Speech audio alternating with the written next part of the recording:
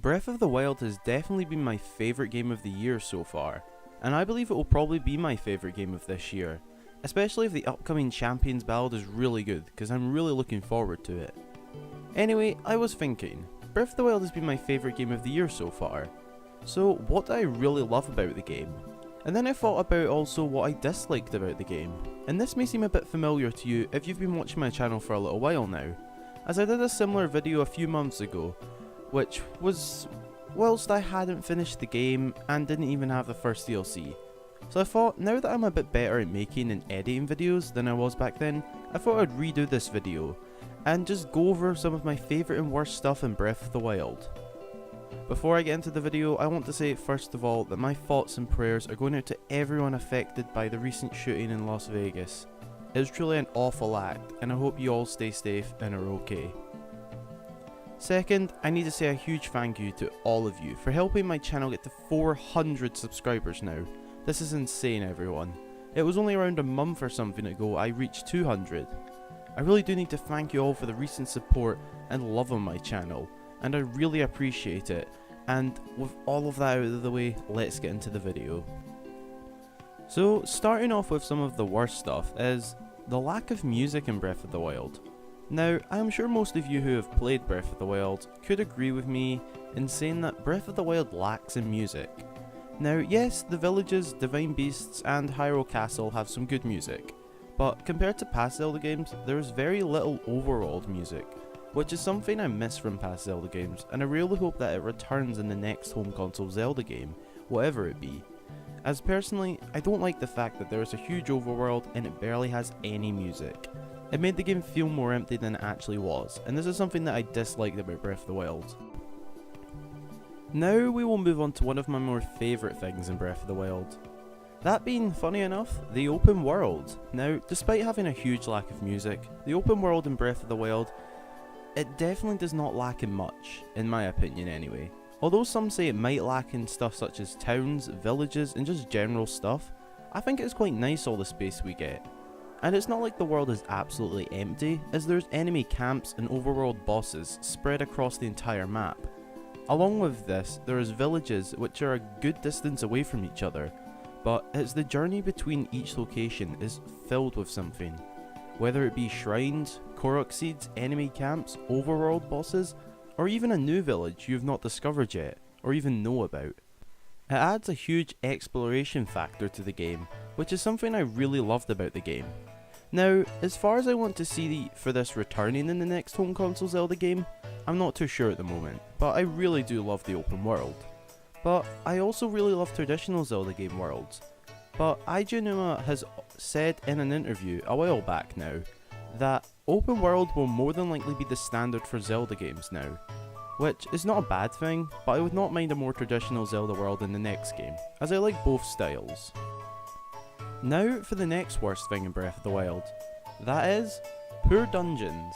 Now, I feel like this can be a debatable topic, but in my opinion, the Divine Beasts were pretty empty on the inside, and the build up to them was okay and the ending them was okay, but there was almost no enemies on the inside, apart from the boss battle of course, and they did not even take that long to reach the boss battle. Now, this is a really personal opinion I'd say, but honestly I did not like the design of them at all. Also, all 4 Divine Beasts, whilst it makes sense, they all had the same sort of design, as in what they looked like, which took away the dungeon variation. In past Zelda games we have had a lot larger dungeons with real themes like forest, fire, water, wind and more. So that's why they disappointed me, and hopefully with a new dungeon coming in the Champions Ballad, we will see a lot better designed dungeon. Now, I will be okay with it if it's a Divine Beast again, as long as it's redesigned and more expansive with a lot more enemies to battle, as it was sort of just one main puzzle and then into a boss battle.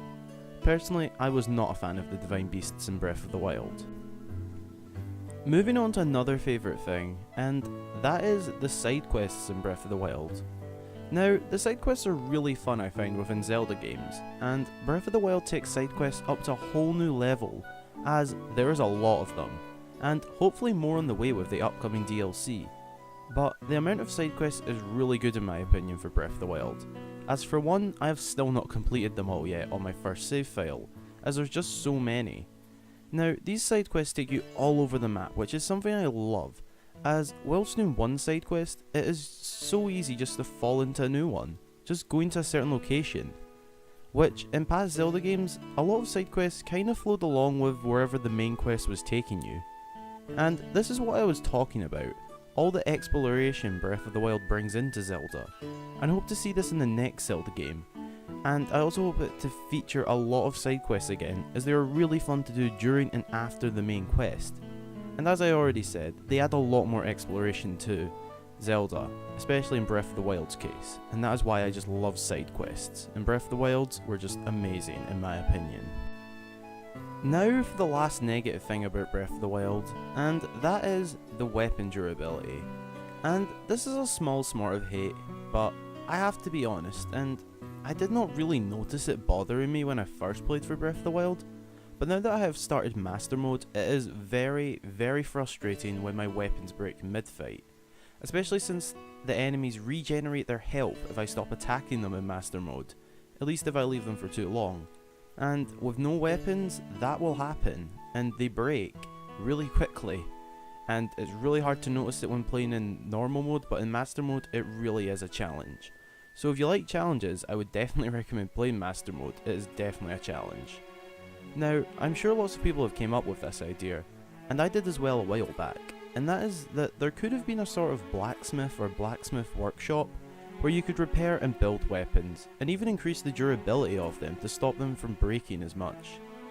The other idea was the ability to sell and purchase weapons in Breath of the Wild, which I actually thought would have already been a thing in the game, as you can sell and purchase food and materials. So yeah, that was the last negative thing about Breath of the Wild coming from me, as I thought the weapon durability is a bit annoying, especially when you get into Master Mode. As for my final favourite thing within Breath of the Wild, that is the enemies in Breath of the Wild, and that they were a real challenge. Now, this is not me saying that other Zelda games' enemies are easy, but compared to Breath of the Wild's enemies, they are not too hard. Now, something that helps this is that the stronger you become in the game, the harder and stronger the enemies become in the game as well, which is something that other Zelda games did not feature, and really should have, or at least a few of them. Some of my favourite enemies in the game are the Lynels, Lizalfos and the Hinox, as early in the game I really struggled to battle off these enemies and died quite a few times. And as I grew stronger, so did they, this keeping them a challenge, which is why I really loved the challenge of the enemies in the game, as although you grow stronger and do get pretty overpowered pretty quickly, the enemies do gradually get stronger, which keeps a challenge within the game, which other Zelda games don't feature as strongly as Breath of the Wild does. So that is my list of some of my favourite and worst stuff in Breath of the Wild. Be sure to let me know in the comments some of your favourite and worst stuff about Breath of the Wild. Also, make sure to leave a like if you enjoyed this video, I really appreciate it a lot. If you want to see more Zelda and Nintendo videos, be sure to subscribe and have the notification bell turned on to get notified when I have new videos up. If you'd like to chat to myself and other Zelda fans, as well as share your own and others' videos, as well as sharing photos, art, and also suggest any video idea you want me to do, feel free to join my Discord server through the link in the description. You can also follow my Instagram for cool, pretty much daily Nintendo posts, and Twitter for updates. Both of them can be found in the description also. So, I really hope you enjoyed the video, and until the next time, I've been Hyrule Gamer.